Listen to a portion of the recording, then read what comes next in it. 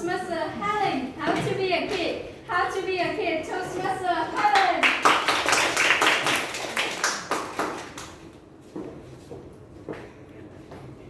Sorry, because a very long time we don't have a speech. Yeah. And because of chicken, I haven't read speech last night because of chicken from Zoom. So let me a little bit briefing. Because of in her introduction, it may be a little bit pressure, but don't consider that it's a kind of program. I'm just a very normal person and I learned that. So let me start. Hello everyone, I'm Helen. Many people told us that we should give and take without expectation. But no one told me how to have no expectation at the kids. The kids, they have a pure heart. That if we give them very small things, they always receive with great gratitude, extreme happiness, and excitement. They always look at the others surrounding them with positive eyes, honest, loving, caring heart. But how we can be a kid when we're being adult like this? How we can protect the heart, even someone cheats us in the way that is in a bad way or even in the way that we didn't expect. How we can be a kid with a very pure heart in this hustling and bustling life, materialistic and realistic life. How we can be a kid. Have you ever thought of that? We always dream to be a kid in this life. How to be a kid. And after 30 years of my life, I find the answer for myself. And today I would like to share the two things that make me, right now, at this moment, I live as a kid. The first thing, that is mindfulness. Let's come to my story. That when I was a teenager, my mom married the stepfather. But at that time, my mom and also my stepfather have a problem a lot that we are violence. That forced me to have to leave home. And I told my mom, Mom, you have to divorce him and I'm gonna come back home. If not, I will live with our family. Can you guess the answer from her? No. No. Yeah, like you said, no. And then I live with my family.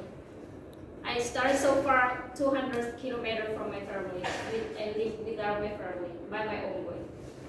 But at that time, I was so sad. I say that why I have to receive that love from my mom that she treat me unfair. How I can deal with that situation. How I can keep that feeling and to be grow up to be the good person. But luckily, after meditation, after 30 years, I find myself one quote, very important lesson, that we are just a human. We are just a human. My mother, also my stepfather, they are just a human. We are not perfect people. We can make mistakes. And being mindful can help me to be the third person to analyze them. I understand the reason behind the scene. That they are just a human. My mom even don't have a chance to further the university or bachelor degree or master. My mom at that time is just a woman in the countryside. We are so poor. She cannot handle two children. She also the woman needs happiness. She just like me at this time, 30 years. And being mindfulness can help me to be compassionate to her. Understand the way that she loved her children. Maybe she loved me, but based on her nature, based on her instinct, not the way I expected. Being mindful can help me to understand that, very important, that we are just strangers in this life. Even our family, even our boyfriend or ex-boyfriend or husband or wife, we are just strangers in this life. We are living individually. We are one individual. So even that are probably a mother, father, or even anyone very close to you, they don't have a responsibility to take care of you. They don't have a responsibility to give love from you. So being mindful can help me to understand that if someone, even my mom, even that you guys, even someone give me just very small things, I feel so grateful. Because we are just strangers in this planet. And the second thing, very important beside mindfulness, that's self-love. Maybe you think that self-love is the kind of we take time for us, or take care of us, or do exercise, eating healthy foods, or everything, right? But I would love to make a higher level of self-love. Let's imagine that our life, ourselves, like this cup. If one day I have ability to fulfill this cup with 100% happiness, let's imagine that when I have 102% happiness, I want to give 2% to others without expectation. In case that they don't give me back 2%, right? It doesn't matter because I still have a 100% happiness by myself.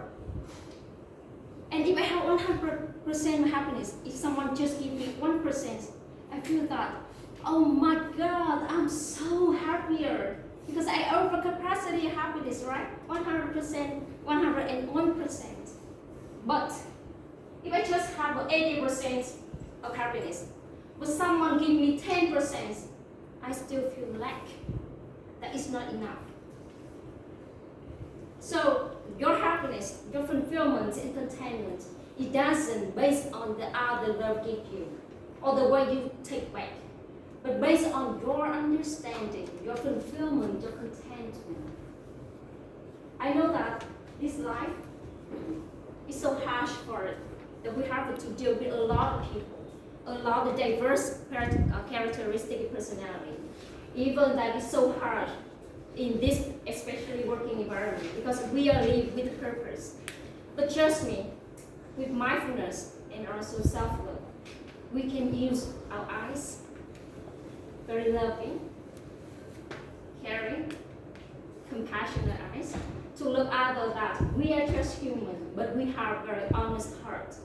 Deep inside of us, we have very honest heart, simple heart, plain heart, a loving and caring heart, which is based on your eyes. And I hope that being mindful and also self-love, you can live like a peace. Once again, I'm Helen.